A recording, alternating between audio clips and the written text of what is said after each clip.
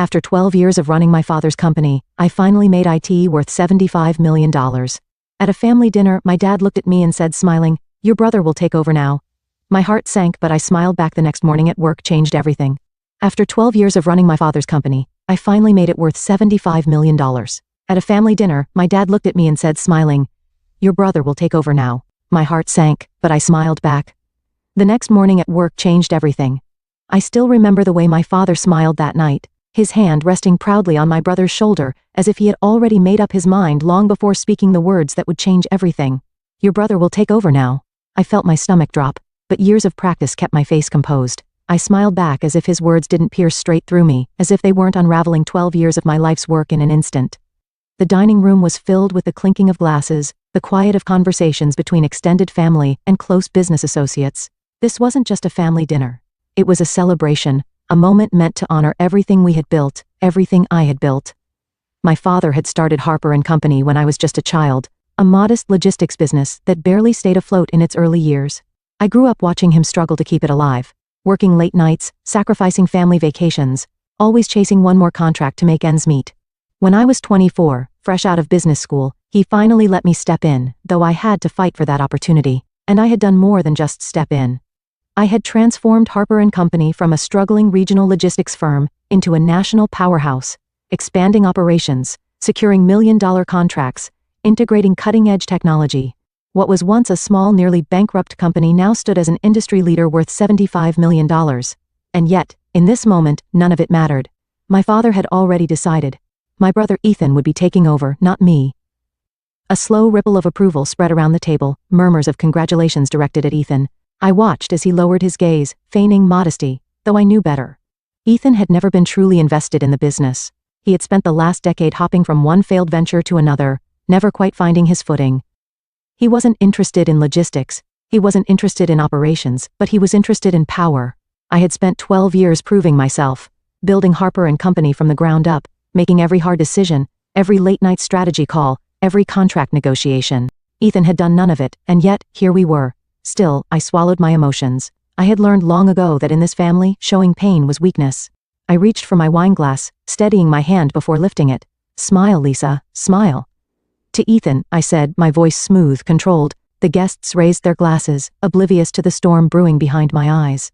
My mother cast me a glance from across the table, an unreadable expression, but I knew she understood. Unlike my father, she had always seen the effort I put in, but she wouldn't interfere. She never did. Then there was my father, grinning with that same unwavering confidence, completely unaware that his choice had set something in motion. Ethan met my gaze from across the table, a smirk barely hidden at the corner of his lips. That was the moment I knew. This wasn't just my father's decision.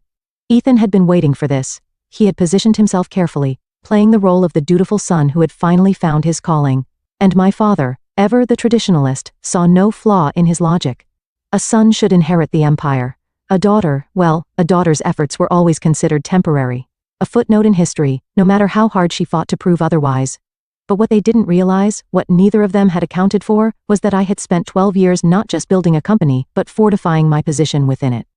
And tomorrow morning, they would learn exactly what that meant. That night, I barely slept. My mind replayed every sacrifice I had made for Harper & Company. The late nights, the missed birthdays, the relationships that crumbled under the weight of my ambition. I had given everything for this company. And now, they expected me to simply step aside? They had underestimated me. By 3 a.m., I was in my home office, my fingers moving quickly across my keyboard. Every contract, every share, every executive agreement. I knew the inner workings of this company better than anyone.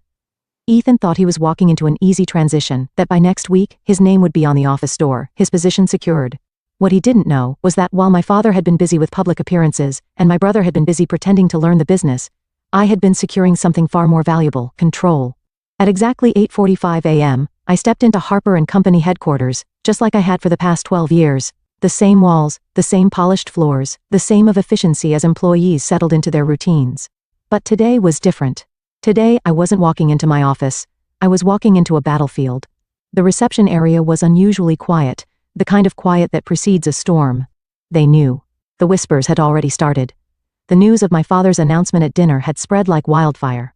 Employees glanced at me with hesitant expressions, avoiding direct eye contact, unsure of where their loyalty should lie. I didn't acknowledge them. I walked with confidence, my heels clicking against the marble floors, my posture unwavering. Never let them see you shaken.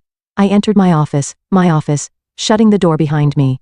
I had precisely 15 minutes before my father and Ethan arrived, thinking they would step into their new positions as CEO and heir apparent. 15 minutes before everything they had planned crumbled in front of them, I sat at my desk, inhaling deeply, then powered on my computer. The screen illuminated with a list of confidential documents and contracts, ones they had never thought to look at, ones they had assumed didn't matter. I pulled up my ownership records. My hands hovered over the keyboard for a second before I clicked on the file labeled Executive Shareholders Agreement, and then I waited. At precisely 9 a.m., there was a sharp knock at my door. I didn't bother responding. The door swung open, and in walked my father and Ethan, both exuding confidence. His inborn, Ethan's carefully manufactured. My father strode in like a king surveying his kingdom, while Ethan, dressed in an expensive navy suit, gave me a smug, triumphant grin. It took everything in me not to laugh. "Lisa," my father said in his usual authoritative voice, as if he were doing me a favor by acknowledging me. "I assume you're aware of the transition happening today?" Transition. Interesting choice of words. "I'm aware," I said smoothly, leaning back in my chair. I glanced at Ethan, whose smirk only widened. "Good," my father continued, nodding as if we were all in agreement. "Ethan will be stepping in as the new CEO. We'll need you to help with the handover. Get him familiar with the operations before you officially move on." I arched an eyebrow. "Move on?" I echoed, feigning confusion. "Dad, I think you're mistaken about something." His face twitched in irritation. He was used to my compliance, my ability to quietly fall in line. He wasn't prepared for this. "Lisa," he said, voice tight as if speaking to a child. "This isn't up for debate. We've already made the decision." I smiled then, a slow, knowing smile. "Oh, I know, Dad," I said softly. "The thing is, you don't have the authority to make that decision." Ethan let out a low scoff, shaking his head. "Lisa, don't make this difficult. We're trying to do this the easy way." I didn't respond. Instead, I reached for the remote control and pressed a button. The large screen on my office wall lit up with a document, the same one I had been reviewing earlier. Executive Shareholders Agreement signed, August 17, 2015. Signatories: Lisa Harper, James Harper, father, Ethan Harper. My father's face paled slightly. I turned to Ethan. "Do you even know what this document is?" He crossed his arms, shifting in discomfort. "A shareholders agreement?" he guessed. I nodded. "Yes." "And do you know what it says?" I tapped the screen, highlighting a crucial clause. This document was drafted when Harper & Company was restructuring. It clearly states that any transfer of executive power, such as appointing a new CEO, requires the approval of all majority shareholders. I met my father's eyes, and I, Dad, hold 60% of the company's shares. The silence that followed was suffocating. My father's expression hardened. "That's impossible," Ethan muttered, stepping forward to examine the document. "Actually, it's very possible," I said smoothly. "You see, over the years, while you were busy failing at every startup you touched, and Dad was busy playing the role of business patriarch, I was doing something else." I leaned forward. I was securing my place. I turned back to my father. "Remember when you needed capital for expansion in 2020? You signed over an additional 15% of your shares to me in exchange for my investment.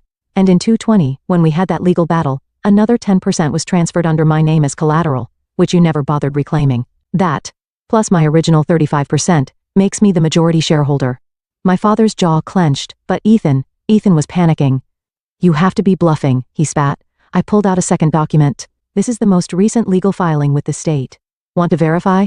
Ethan snatched the paper and scanned it, his face draining of color with each passing second. You can't do this," he stammered. "Dad, tell her she can't do this." My father remained silent because he knew. I had legally outmaneuvered him, and there was nothing he could do about it. I exhaled slowly, standing up. "I'm not firing you, Ethan," I said. "I wouldn't want to force you into the real job market, but you will report to me, and you will work under my leadership. Otherwise," I gestured toward the door. "You're free to leave." Ethan turned to my father, eyes pleading. But for the first time in his life, my father had no answer, no way to fix this, because this wasn't his company anymore. It was mine. The silence in my office was suffocating. Ethan still clutched the legal document in his hand, his fingers white from gripping it too tightly. My father stood rigid beside him, his expression unreadable, but I knew better. He was calculating, trying to find a way out of this. There wasn't one. I had spent years preparing for this moment, not because I had expected betrayal, but because experience had taught me never to assume loyalty where power was involved. For the first time in my life, my father looked at me as if he didn't recognize me. Perhaps he never had. "So, that's it?" Ethan finally spoke, his voice laced with bitterness. "You're just taking everything?" I let out a soft, humorless laugh. Taking everything? I repeated, stepping closer to him. Ethan, I built this company from nothing. Every contract, every expansion, every innovation, I made it happen. While you were busy failing upwards, I was keeping this company alive. So, no, I'm not taking anything. I leaned in slightly. I'm just keeping what's already mine. Ethan's face twisted in anger, but he had no rebuttal. He knew I was right, and worse, so did my father. He had spent years believing that bloodline mattered more than ability, that his son would inherit what was rightfully mine. He had underestimated me, and now he was paying for that mistake. My father finally broke the silence. You're making a mistake, Lisa. His voice was calm, measured, but I could hear the strain underneath. A family should stick together. Do you really want to burn this bridge? I met his gaze head on. Dad, I said slowly, you burned this bridge the moment you made your decision without me. His lips pressed into a thin line. Business is bigger than just one person. We can find a solution that works for everyone. I tilted my head slightly, feigning consideration. Oh, I agree. That's why I'm offering you both a choice. I turned to Ethan first. You can stay in the company, I said, keeping my voice smooth, professional, but you won't be CEO. You'll take on an advisory role with limited authority. Your salary will be generous, but you will answer to me. Ethan stiffened, but I didn't stop. Or, I continued, you can walk away. I'll buy out your shares at market value. You can take the money and find a new project to sink your teeth into. My father scoffed. You're acting like you hold all the cards. I smiled. I do. A thick silence followed my words. I let them sit in it. Let them feel what it was like to be powerless. Finally, my father exhaled, shaking his head as if in disbelief. I never thought you'd do this, he muttered. Not to your own family. I felt a sharp pang at his words. Not to your own family. I wanted to tell him that he was the one who had done this, that he had made the choice to push me aside, to act as if I was temporary, but I didn't. Because in the end, it didn't matter. What mattered was that I wasn't going to let them take what I had built. Not now, not ever. Ethan stormed out first. Good riddance. I knew my brother well enough to predict his next move. He would go to our relatives, our family friends, painting himself as the victim of corporate betrayal. I didn't care. I wasn't here to win their approval. I was here to win my future. My father lingered for a moment longer, as if waiting for me to change my mind. When I didn't, he gave a slow nod. You've changed, he said quietly. I met his gaze. No, Dad, I just finally stopped pretending. Then he left. I exhaled, sitting back down in my chair. I should have felt victorious. I had fought for my place and won. But as I stared at the empty doorway, I felt something else too. A quiet, lingering ache. A part of me had always wanted my father's approval. Some small, desperate part of me had thought that if I worked hard enough, if I proved myself over and over again, he would finally see me. But the truth was, he had never really looked. And now he had no choice but to see me for what I really was. Not his daughter, not his temporary stand-in, the true leader of Harper & Company. I turned back to my computer, my focus shifting. I had spent 12 years building this company. Now I would spend the next 12 making it untouchable.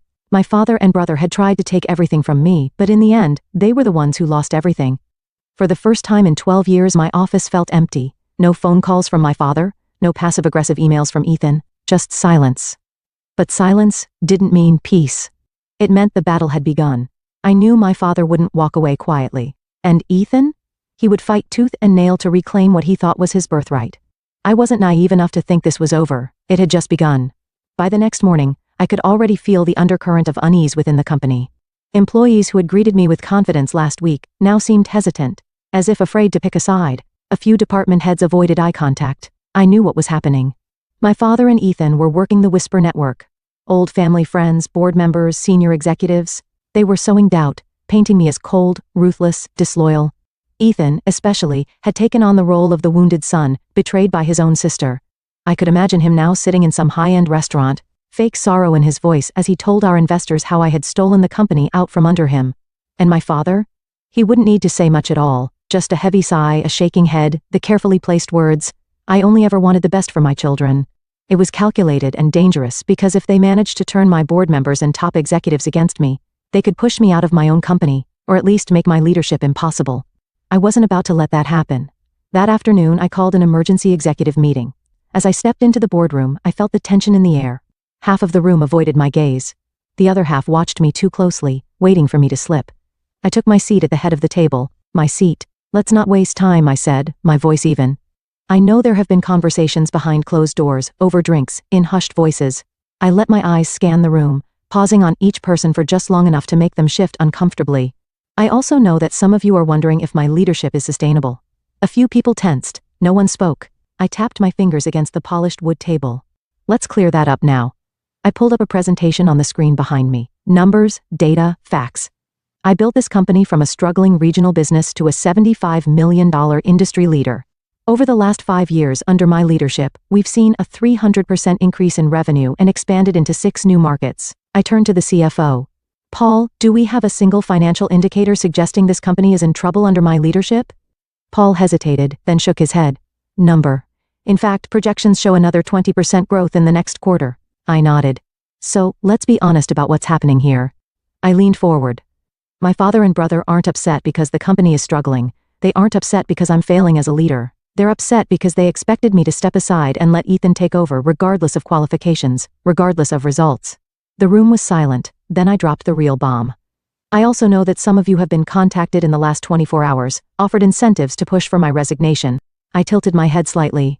If anyone here would like to disclose those conversations now, this is your chance. A few people shifted uncomfortably. Then after a long pause, one of the senior executives cleared his throat. I received a call, he admitted, from your father. He said he was considering making an official appeal to the board. I nodded, unsurprised. And did he offer anything in return for your support? A pause, then a slow nod. There it is, I exhaled, standing up. My father built this company, I said. I won't discredit that, but I took it further than he ever could have, and I will not allow him to manipulate it from the outside. I let my voice drop slightly. Controlled, dangerous. If he wants a fight, he'll get one. I gathered my papers, looking at each executive in the eye. If anyone here believes my father and brother deserve control, now is the time to make your move.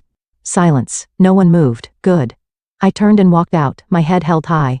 This wasn't just about keeping my company. This was about making sure they never thought they could take it from me again. That night, I made my own call, not to a board member, not to an investor, but to the media. By morning, the business section of every major news outlet had the same headline: Power shift at Harper & Company. Lisa Harper outmaneuvers family in boardroom battle. I had made my move, now it was their turn, and I was waiting. The morning after my story hit the press, my inbox exploded.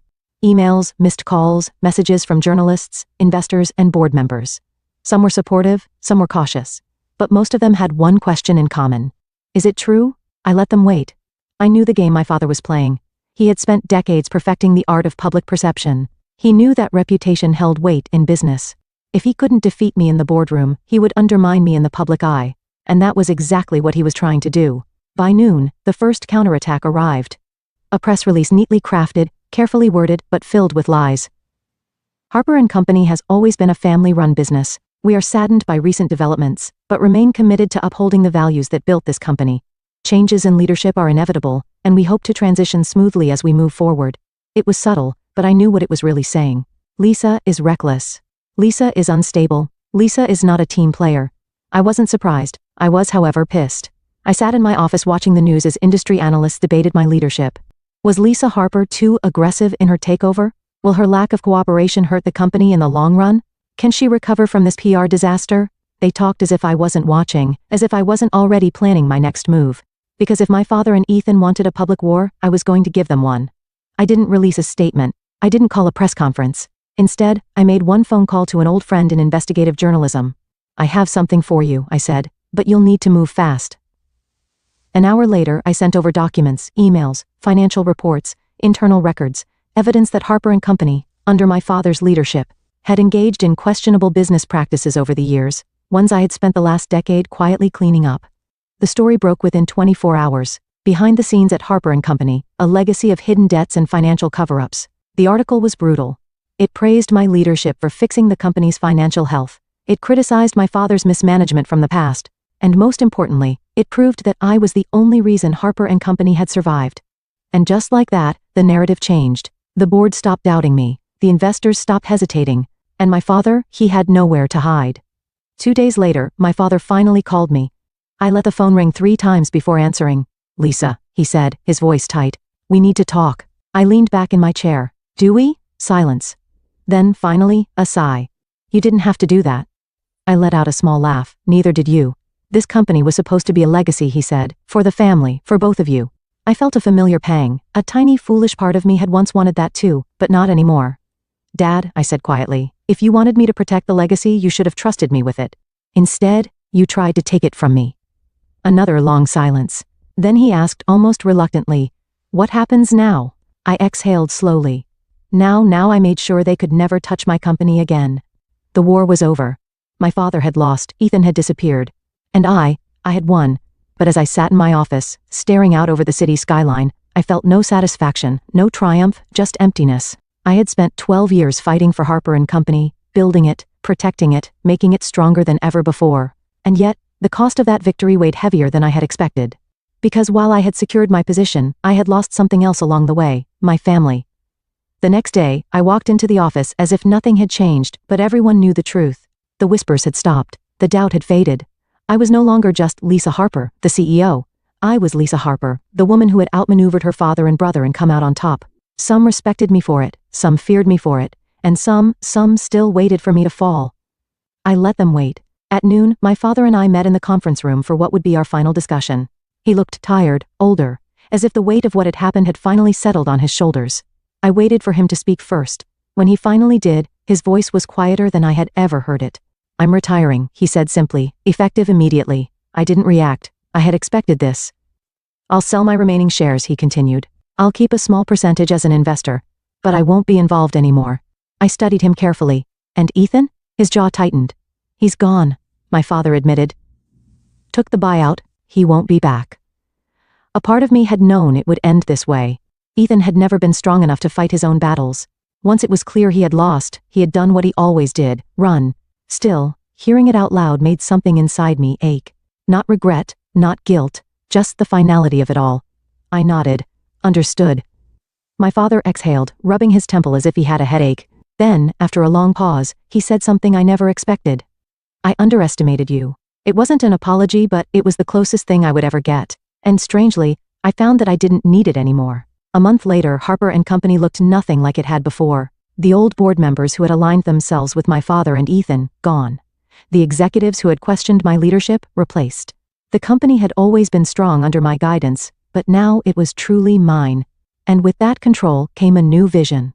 I introduced initiatives my father had always rejected, modernized systems he had called unnecessary, expanded into industries he had been too cautious to explore. Within 6 months, profits soared. Within a year, we had crossed the $100 million mark. And for the first time in my life, I wasn't just fighting to prove myself. I was fighting to build something that no one could ever take from me again. A year after everything had happened, I met my father for dinner. It was the first time we had spoken since his retirement. He looked different. Quieter. He wasn't angry anymore. Just accepting. "I read about the latest deal you closed," he said over his drink. "It was a smart move." I smirked slightly. "I know." A ghost of a smile touched his lips. There was no tension between us anymore. No war left to fight. Only the simple, undeniable truth. He had tried to push me aside, and I had proved him wrong. He lifted his glass. "To Harper & Company," he said. This time, when I clinked my glass against his, I didn't feel anger or resentment. Only peace, because I had already won, and I no longer needed his approval to know it. As I sit in my office today, overlooking the city that I built my empire in, I think about the lessons this journey has taught me. That family can be your biggest enemy. That loyalty is a currency, not a guarantee. That power is never given, it's taken. But most importantly, that sometimes the best way to prove your worth is to stop seeking validation and build something so strong that they can never ignore you again. I have no regrets. Harper & Company is mine now, and I intend to make sure no one ever forgets it.